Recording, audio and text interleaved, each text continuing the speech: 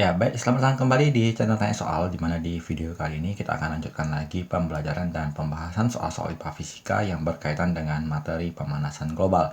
Dan bagi kamu yang membutuhkan referensi pembahasan soal-soal sebelumnya, kamu bisa cek link yang sudah kita cantumkan di kolom deskripsi untuk mempermudah kamu mencari video yang kamu perlukan. Dan di sini kita juga berterima kasih atas support kamu yang sudah men-share ya informasi channel ini kepada teman-teman lain sehingga bisa belajar bersama-sama di channel ini. Kita bahas soal pertama di video kali ini. Jelaskan pengaruh gas rumah kaca terhadap pemanasan global. Yang pertama kita harus kenali dulu apa itu gas rumah kaca. Jadi gas rumah kaca itu adalah gas yang kita beri contoh seperti di karbon dioksida dan CH4. Jadi ketika kita ilustrasikan ini sebagai bumi dan ini lapisan atmosfer, maka ini lapisan udaranya salah satunya ada CO2, kemudian CH4 dan gas-gas yang lain. Kita anggap mereka satu lapisan seperti ini. Kemudian sinar matahari ketika menuju ke bumi, sebagian tentunya dipantulkan oleh atmosfer, sebagian lagi akan diteruskan. Ketika sampai di permukaan bumi, karena permukaan bumi ini kan tidak serta-merta menyerap seluruh panas yang diterima, sebagian lagi akan dipantulkan ke atmosfer. Nah, sebagian panas ini juga seharusnya lepas kembali ke luar angkasa, tetapi karena adanya gas yang disebut dengan efek rumah kaca ini, maka panas tadi akan dikembalikan lagi ke bumi, sehingga panas yang ini akan terperangkap dan memberikan panas ya kepada bumi. Secara alami, gas-gas ini memang diperlukan untuk merangkap panas sehingga bumi tidak dingin ya. Makanya bumi merupakan salah satu contoh planet yang bisa dihuni karena suhunya optimum bagi kehidupan makhluk hidup. Nah, tetapi apabila jumlahnya berlebihan, maka terlalu banyak panas yang akan terperangkap. Efeknya adalah bahwa semakin banyak panas yang akan dipantulkan kembali ke bumi, sehingga lama-kelamaan akan meningkatkan suhu rata-rata di permukaan bumi, dan itulah yang kita kenal dengan nama pemanasan global. Oke, kita lanjut ke pembahasan soal selanjutnya. Untuk nomor 2, karbon dioksida merupakan salah satu gas yang memicu terjadinya pemanasan global.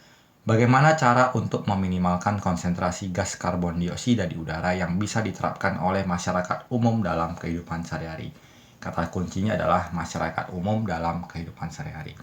Yang pertama adalah dari segi transportasi, kita gunakan, kalau kita mau menggunakan transportasi, maka diupayakan menggunakan transportasi umum. Tetapi apabila jaraknya masih terjangkau, kita bisa memilih untuk menggunakan kendaraan yang tidak mengeluarkan emisi, misalnya sepeda, atau bahkan kalau terlebih dekat lagi kita bisa menggunakan metode berjalan kaki untuk mencapai tujuan. Tujuannya adalah dengan menggunakan transportasi umum diharapkan lebih sedikit emisi karbon dioksida yang dihasilkan. Jadi kalau kita misalkan ada 20 orang mau berpergian ke tempat yang sama, dari tempat A ke tempat B misalnya, kalau kita ilustrasikan bahwa masing-masing menggunakan kendaraan pribadi, maka sudah ada 20 kendaraan yang dinyalakan, dihidupkan. Tentu jumlah ini emisi karbonnya akan lebih sedikit kalau mereka bersama-sama menggunakan transportasi umum seperti bus misalnya, sehingga diharapkan dengan menggunakan transportasi umum, emisi karbon dioksidanya akan berkurang. Yang kedua adalah efisiensi peralatan listrik ya, termasuk juga lampu, kemudian AC dan lain sebagainya, sehingga meningkatkan efisiensi sumber energi. Karena di sumber energi listrik itu masih dihasilkan dari umumnya melalui pembakaran dari batu bara. Dan pembakaran batu bara tentunya menghasilkan emisi karbon dioksida yang cukup besar.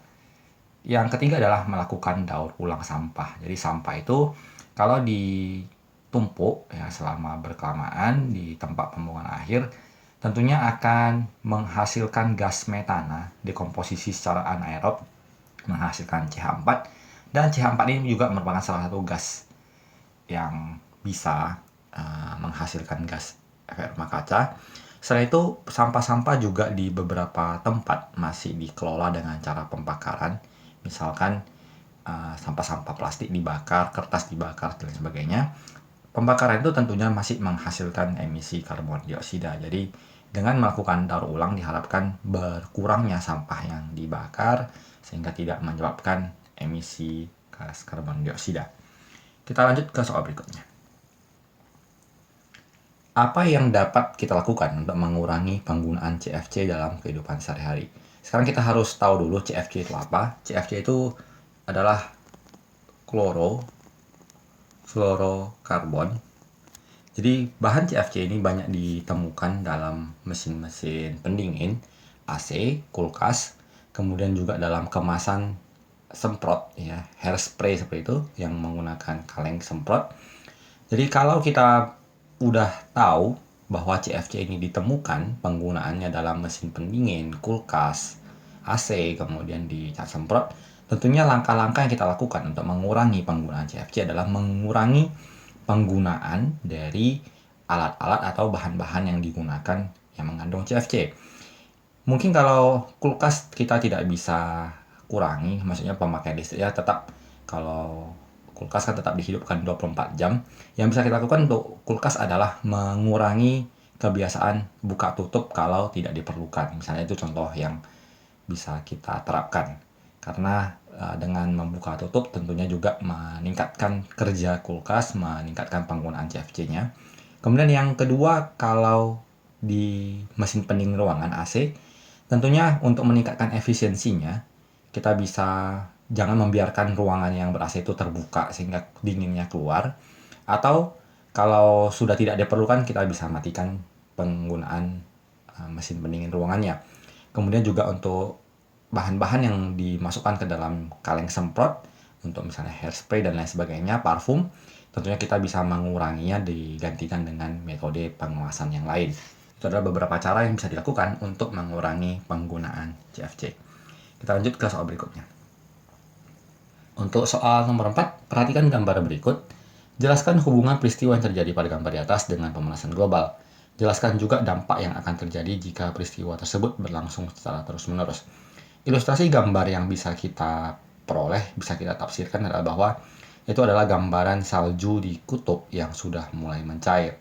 Seharusnya lapisan es di kutub itu adalah lapisan daratan yang cukup luas. Jadi kalau kita perhatikan di gambar ini sudah dikelilingi oleh lautan, artinya sebagian besar sudah mengalami pencairan. Dan apa yang bisa terjadi dampaknya bila peristiwa ini terjadi terus-menerus? Yang pertama adalah esnya mencair.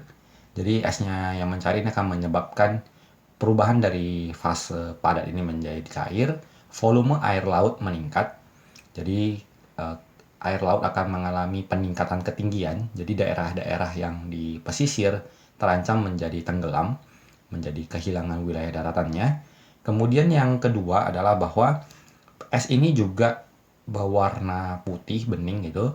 Apabila disinari dengan matahari adalah suatu pemantul dari cahaya yang bagus. Jadi seharusnya cahaya matahari yang sampai ke daerah kutub ini akan dipantulkan kembali ke atmosfer, sehingga diharapkan mengurangi cahaya atau panas yang terperangkap di bumi. Tetapi karena jumlah esnya sudah berkurang menjadi daratan dan air, di mana air bisa dianggap sebagai penyerap panas, ya, jadi dibandingkan es ya, air itu lebih menyerap panas, maka nanti dikhawatirkan pemanasan globalnya akan terjadi lebih buruk lagi. Kemudian kalau kita tinjau bahwa daerah kutub ini juga menjadi habitat atau tempat tinggal bagi beberapa satwa seperti penguin, beruang kutub. Jadi kalau lapisan es ini semakin berkurang, menunjukkan juga bahwa daerah habitat dari hewan-hewan tersebut berkurang dan mungkin suatu saat bisa mencapai tingkat yang mengkhawatirkan dan mencapai kepunahan. Itu adalah beberapa akibat yang bisa ditimbulkan dari peristiwa yang ditunjukkan oleh gambar. Kita lanjut lagi. Terjadinya pemanasan global memiliki dampak terhadap berbagai aspek, salah satunya flora dan fauna. Jelaskan dampak pemanasan global terhadap flora dan fauna. Jadi ada flora dan fauna yang akan terdampak langsung, ada juga yang tidak secara langsung. Yang pertama adalah yang terdampak langsung itu adalah pencairan es yang di lapisan kutub. Jadi ketika lapisan es mencair, maka ada beberapa satwa yang tentunya akan kehilangan tempat tinggalnya, maka terancam mengalami kepunahan. Sementara yang tidak langsung adalah satwa-satwa atau hewan-hewan yang hidupnya di daerah payau, di daerah perbatasan antara daratan dan air laut, misalnya di daerah pesisir pantai seperti itu. Ketika hewan-hewan ini seharusnya hidup di garis pantai, kemudian terjadi pemanasan global, kemudian peningkatan volume air laut, maka habitatnya yang semula daratan bisa saja menjadi terendam oleh air laut dan mereka kehilangan habitatnya, maka akan mengalami kekurangan habitat, mengancam keberlangsungan hidup. Yang kedua juga bahwa pemanasan global ini dampak secara tidak langsungnya adalah ke perubahan iklim. Jadi ada beberapa efek yang ditimbulkan dari pemanasan global, diantaranya perubahan iklim, yang bisa menyebabkan curah hujan yang berkepanjangan, menyebabkan banjir, atau juga menyebabkan beberapa daerah justru mengalami kemarau atau musim kering yang berkepanjangan, dan ini tentunya menyebabkan sawah-sawah yang tidak mampu beradaptasi dengan perubahan tersebut dapat mengalami kepunahan.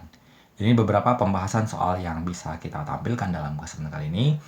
Kalau kamu suka, kamu bisa membantu support channel ini dengan cara like, dan pastikan juga kamu supaya tidak ketinggalan dengan update video terbaru dari kita. Semoga bermanfaat, sampai jumpa di video selanjutnya.